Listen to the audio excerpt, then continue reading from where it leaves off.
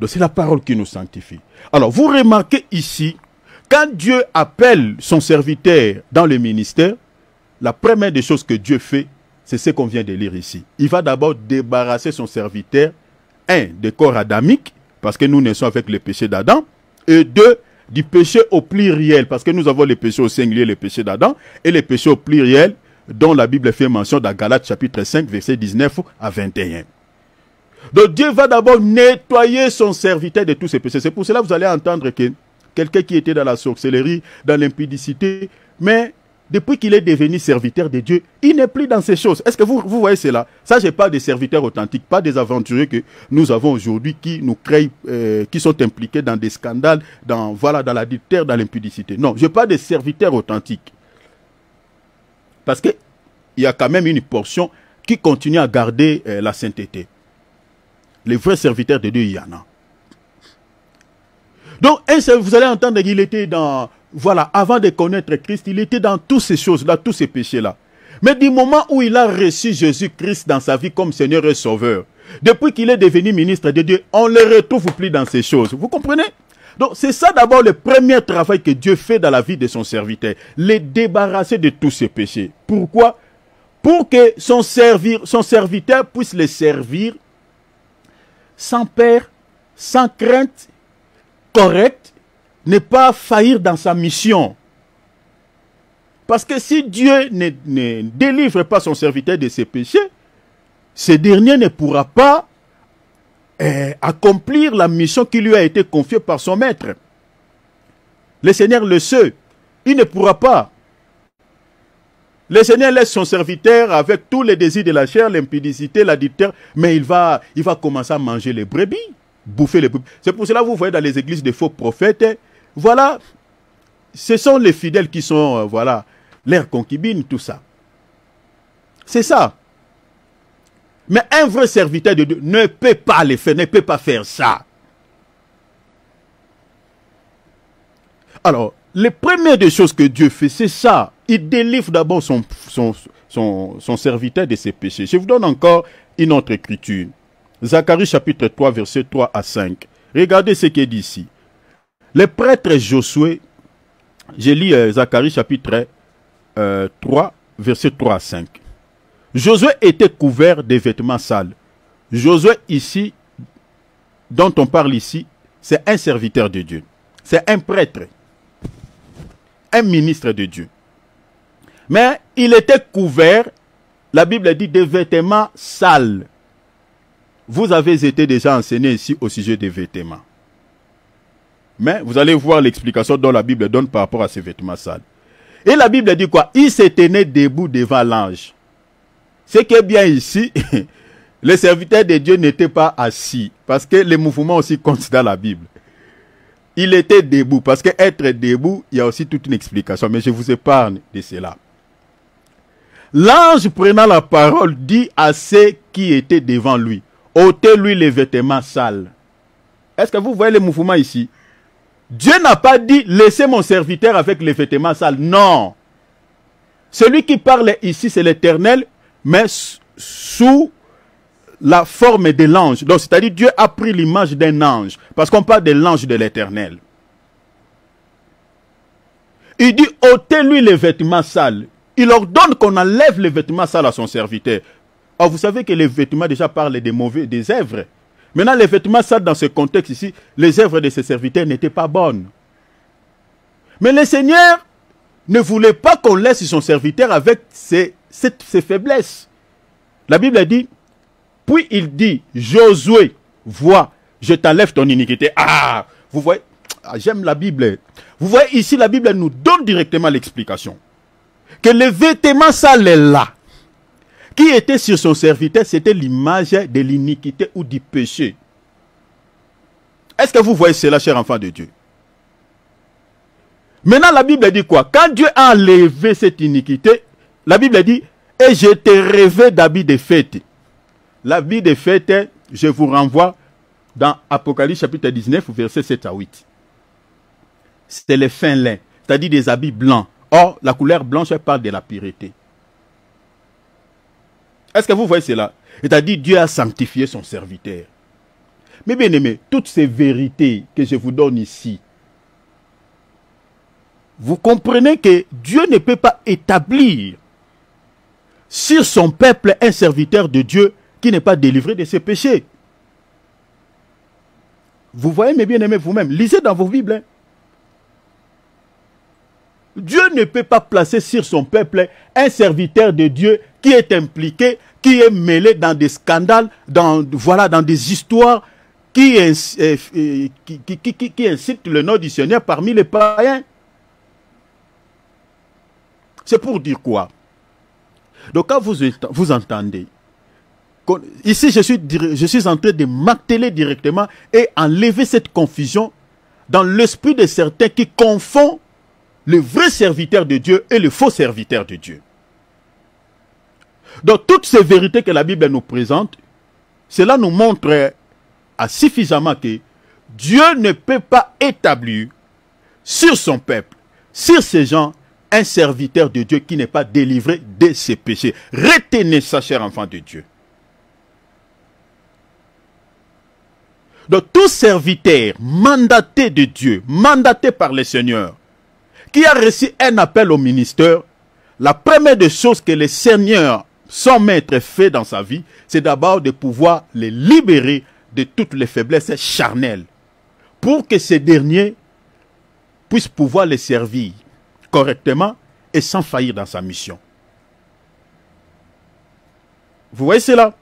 Donc quand vous entendez qu'on a attrapé un serviteur de Dieu dans l'adultère avec la femme d'autrui, je vous parlerai aussi pourquoi ces gens-là aiment souvent les femmes mariées. Vous entendez que non, il y a certains serviteurs de Dieu qui sont impliqués dans l'impudicité. Je vous expliquerai aussi pourquoi ils aiment souvent les sexes, l'impudicité. Et souvent, ce sont des filles vierges et des femmes mariées. Quand je vous parlerai dessus, je vous expliquerai ces choses. Pourquoi? Et qu'est-ce qu'ils récupèrent dans la vie de ces femmes-là? Ici, directement, je parle directement à toutes les femmes. Si tu es une femme mariée, ou tu as déjà trompé ton mari avec un soi-disant serviteur de Dieu, tu dois chercher un serviteur de Dieu de le confesser afin qu'on prie pour toi. Parce qu'il y a quelque chose qu'on a récupéré chez toi. On a récupéré même quelque chose de ton mari, mais par toi. Tu es une fille vierge et que c'est un soi-disant serviteur de Dieu qui s'est abusé de toi. Tu dois chercher des serviteurs de Dieu authentiques et parler de cela pour que tu passes à la délivrance. Au cas contraire, ta vie, il y a des choses qui ne marcheront pas. Parce qu'il y a des choses que ces gens-là récupèrent dans la vie. Parce qu'ils aiment souvent des femmes mariées et puis des filles vierges. Je vous expliquerai cela. Maintenant, quand vous entendez des serviteurs de Dieu dans ce genre de choses, parce que sur la toile, on a beaucoup vu. Qu'est-ce qu'on n'a pas vu? Des scandales. Des scandales avec les soi-disant serviteurs de Dieu. On attrape un serviteur de Dieu dans la chambre, dans la chambre d'une femme mariée.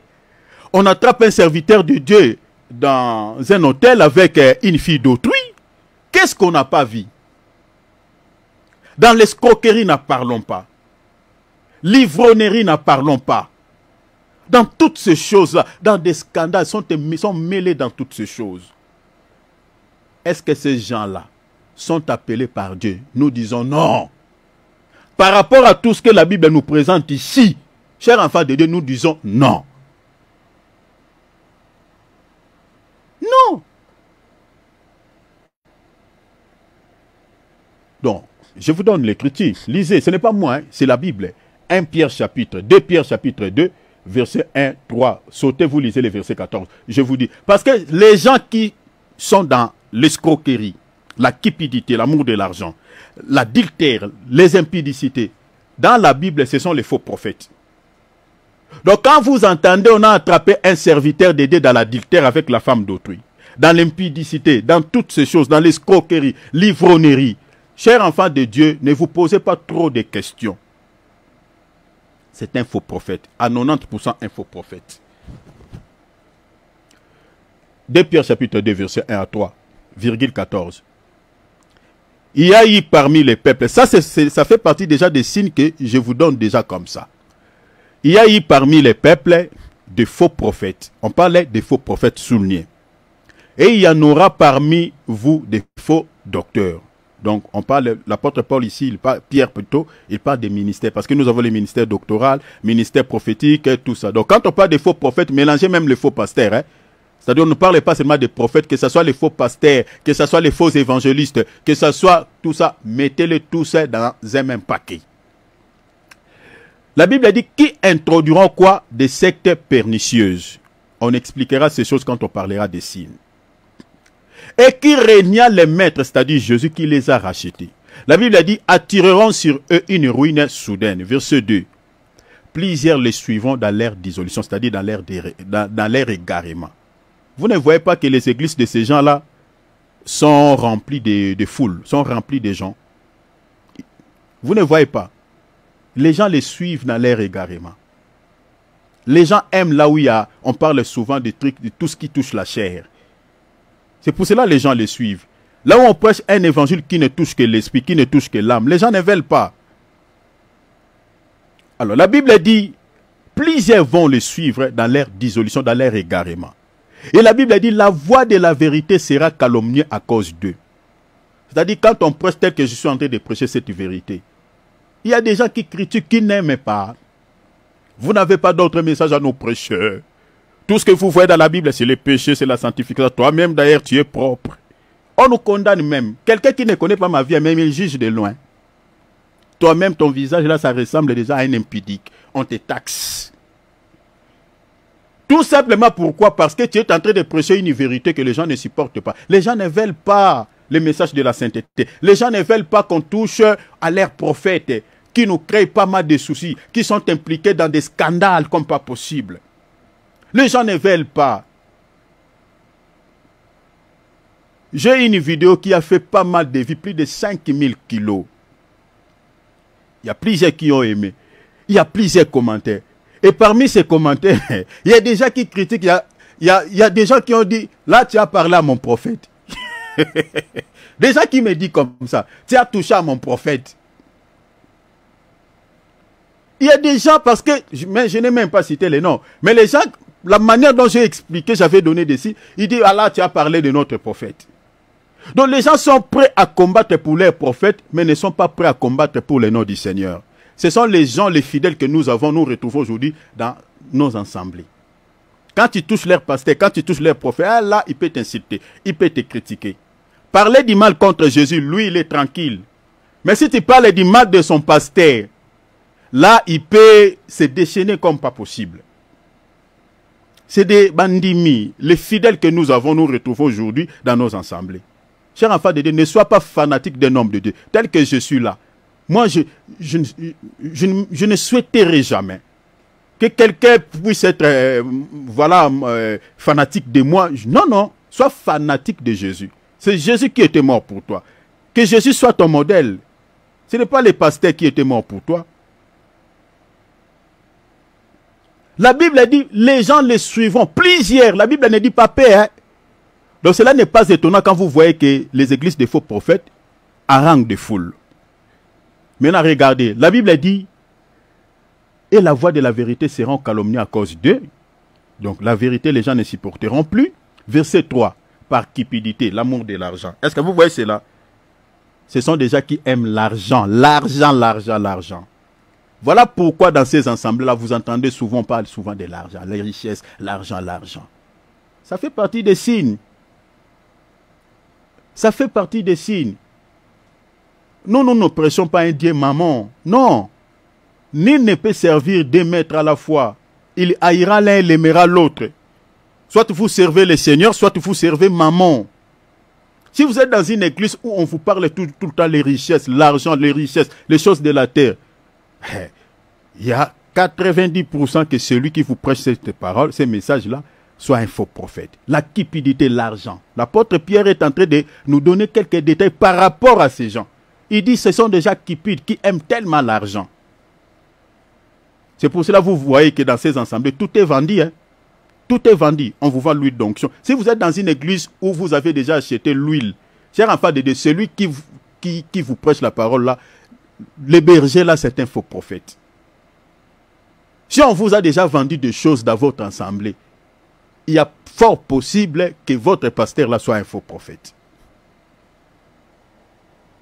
Un vrai serviteur de Dieu ne peut pas monnayer les dons gratuits de Dieu, ou voilà, vendre la parole, ou vendre la guérison, vendre la délivrance. Je connais pas mal des églises à qui ça va de passer à la délivrance. Si tu n'as pas l'argent, tu n'as pas droit à la délivrance. Hein? Je connais pas mal.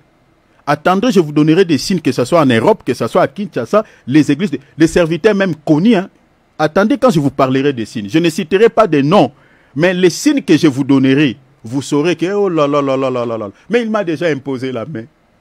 S'il t'a déjà imposé la main, tu dois prier Dieu que cette malédiction soit enlevée. Parce qu'un faux prophète, quand il te pose la main, il ne te communique pas la bénédiction. C'est la malédiction. Parce que ce sont des gens qui sont considérés dans la Bible comme étant des fils de la malédiction. Si vous lisez cette écriture jusqu'en bas, vous trouverez, d'ailleurs dans le verset 14, attends, j'arrive là. J'arrive là. Ce sont des gens de la malédiction. C'est l'apôtre Pierre qui le dit. Dans les versets là où nous lisons, dans les versets 14. Donc un faux prophète, lorsqu'il te pose la main, il te communique la malédiction, non la bénédiction. La Bible dit, par la cupidité. Maintenant, la Bible dit quoi? Ils trafiqueront de vous au moyen des paroles trompées, c'est-à-dire des paroles mielleuses. Ah, j'ai dit à quelqu'un, cette année, ma soeur, ne finira pas. Voilà, tu veux... Des paroles mielleuses. L'année va finir et ce qu'il avait dit ne s'accomplira pas.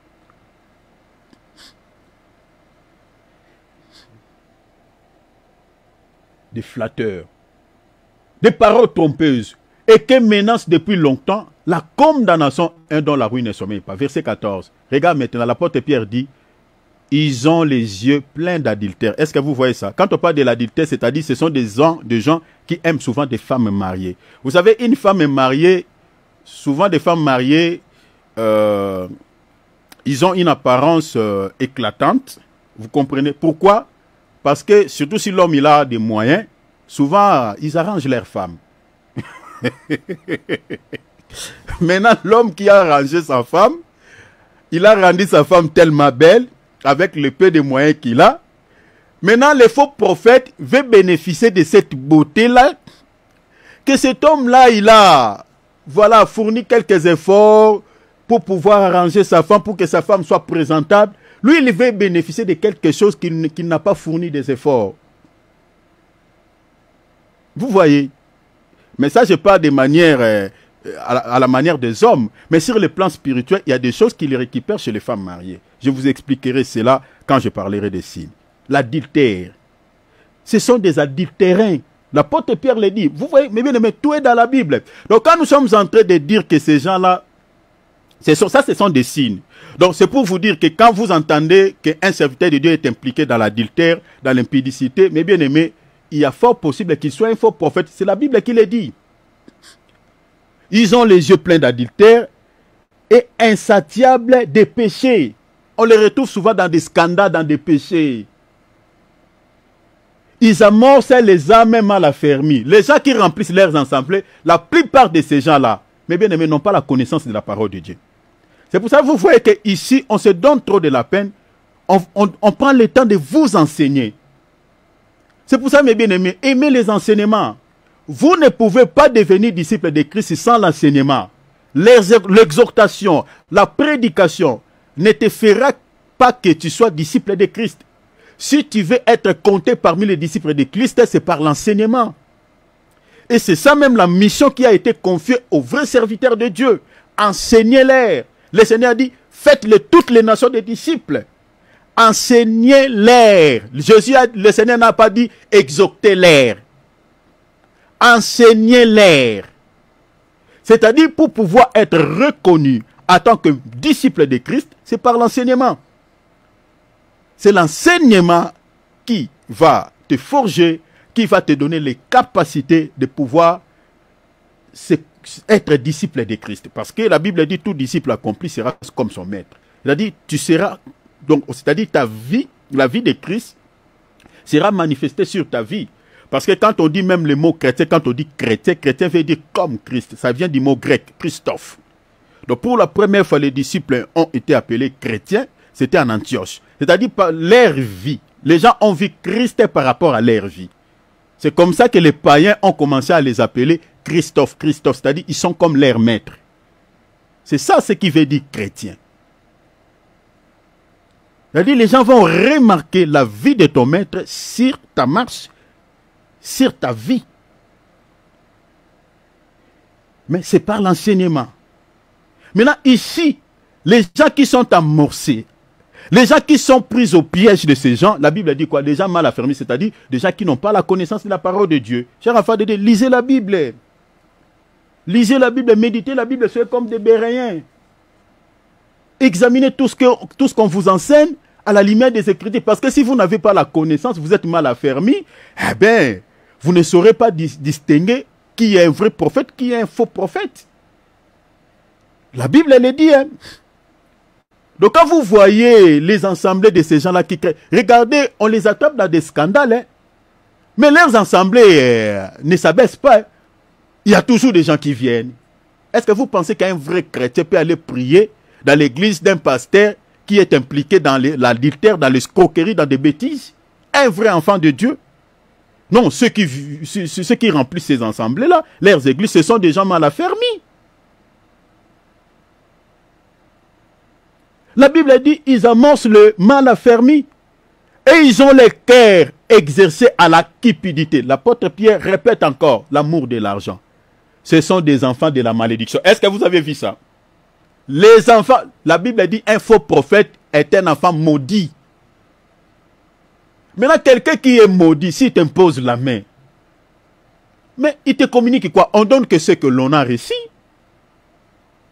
Cher enfant de Dieu, est-ce que vous voyez les raisons pour lesquelles nous sommes en train de vous mettre en garde par rapport à ces gens? La Bible a dit que ce sont des enfants de la malédiction.